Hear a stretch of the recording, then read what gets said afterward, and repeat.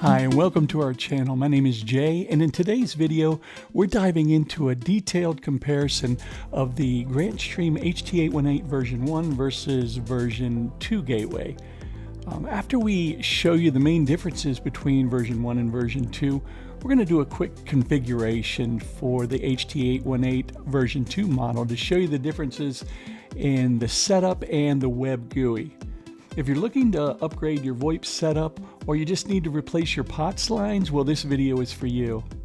Before we get started, I want to tell you about a company who's been providing telecom services since 1985. US Tech is an industry leader in providing low-cost VoIP, UCaaS, SIP trunks, and every kind of telephone service in between. They can drastically lower your phone bills, provide telephone service for your home or business within hours, and provide ongoing technical support along the way. That's US Tech. Call, text, or chat today and let US Tech do the work for you. The Grandstream HT818 is a powerful 8-port VoIP gateway, but what sets version 2 apart from version 1? Let's take a look. First up, firmware and software.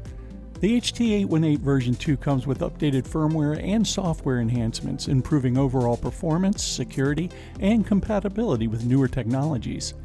This means smoother operation and better integration with your existing systems. Next, security is crucial in today's digital world. The HT818 version 2 includes enhanced security features such as stronger AES encryption and more robust provisioning options. This ensures the communications are secure and protected from potential threats. Management and provisioning. Managing your VoIP devices has never been easier. The HT818 version 2 supports the Grandstream Device Management System, GDMS, providing a centralized interface for provisioning, managing, monitoring, and troubleshooting your Grandstream products. Let's take a look at GDMS. GDMS allows for zero-touch provisioning, meaning devices can be configured and deployed without manual intervention. This is particularly useful for large-scale deployments. Centralized management. It provides a centralized interface to manage all Grandstream products, including VoIP gateways, IP phones, and other unified communication devices. This makes it easier to monitor and control multiple devices from a single location. Real-time monitoring. GDMS offers real-time device and network monitoring, allowing administrators to keep track of device status, network performance, and potential issues as they arise. Security. The system includes enterprise-grade security features such as TLS encryption, two-way certification verification, and two-factor authentication to ensure data security and integrity. Batch management. Administrators can configure, manage, and update devices in batches by site, group, or model, streamlining the process for large deployments. Firmware upgrades. GDMS supports remote firmware upgrades, ensuring that all devices are running the latest software versions without the need for on-site visits. Intelligent alarms notifications. The system can send configurable notifications and intelligent alarms to alert administrators of any issues, enabling quick response and troubleshooting. Statistical analysis. GDMS provides analytical reports and statistical analysis to help administrators understand device performance and usage patterns. Mobile access. Yes, there is a GDMS mobile app available for both Android and iOS devices, allowing administrators to manage their networks on the go. Hardware improvements. While both versions have similar hardware specifications, the HT818 version 2 includes minor hardware improvements for better reliability and performance. This means fewer disruptions and more stable connection.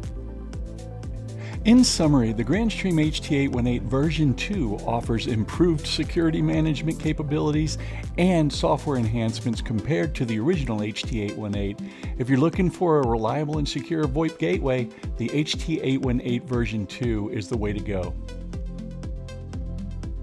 Now, let's jump into the new HT818 version 2 GUI and check it out as we do a quick configuration. You'll notice the login page for the version 1 model looks like this, and the login would be admin by default. But the new GUI looks like this, and the username is going to be admin, but the password is going to be on the bottom of the HT818 shown here, and you'll have to enter that the first time, and then you can change it as soon as you log into it the first time. So this would be admin, and then whatever we put in.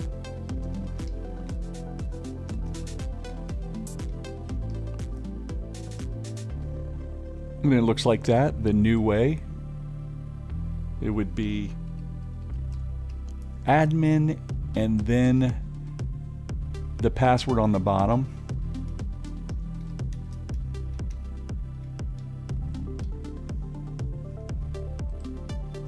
And it looks like this. So when you first log into the version 1, it looks like that. Version 2, it's going to look like this. If you want to choose DHCP or static settings, you'd go to basic settings here, and you would scroll down and set it here to dynamically or static right here. On the version 2,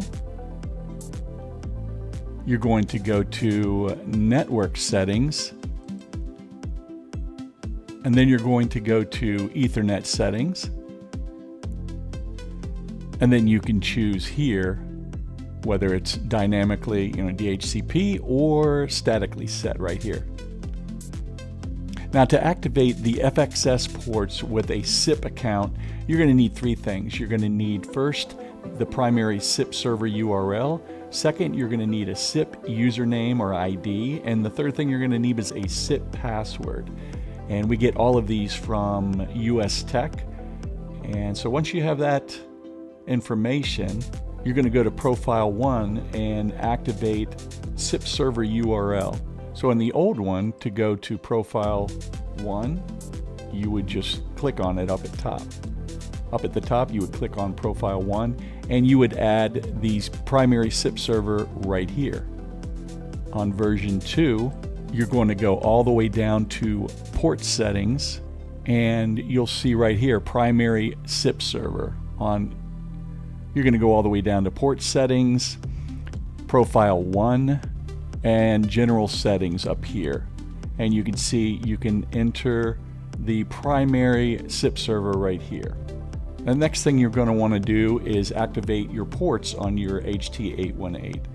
And you're going to go on the old one. On version 1, you would go to FXS ports and click here and enter the information, username, and password.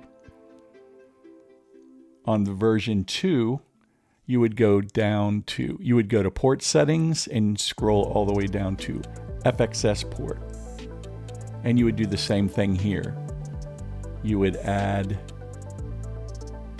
your username here. You would paste it again here. And then you would paste your password here and name it. Make sure it's enabled here. And then you would save and apply. And then this new version 2 should register to our SIP port. Let's go ahead and do that. Okay, now we are in our US Tech portal, and we are going to get the SIP trunk, which we made for a demo, just a temporary one. It's called version 2 demo, and we're going to get the SIP registration host name, and we're going to copy that. We're going to go into our version 2. We're going to go into port settings and Profile 1, and right where it says primary SIP server, we are going to paste that right there. We're going to scroll down and we're going to save and apply. Now we need to activate our FX port. We're going to activate port 1. So we're going to go to port settings again and click on FXS port right here. And we're going to go back to our US Tech portal. We're going to get the username. We're going to copy that. Go to our version 2. We're going to paste this here. and here. And we're going to go back to our US Tech portal. We're going to get the password. We're going to copy that there. And we're going to paste it here where it says authenticate password. We'll name it SIP1.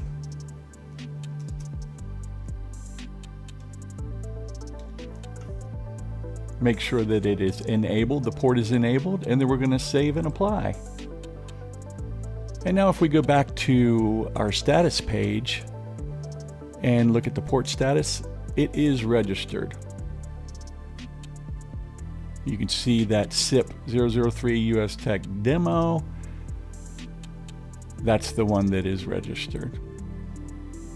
Now let's say you wanted to do a software upgrade or default the HT818.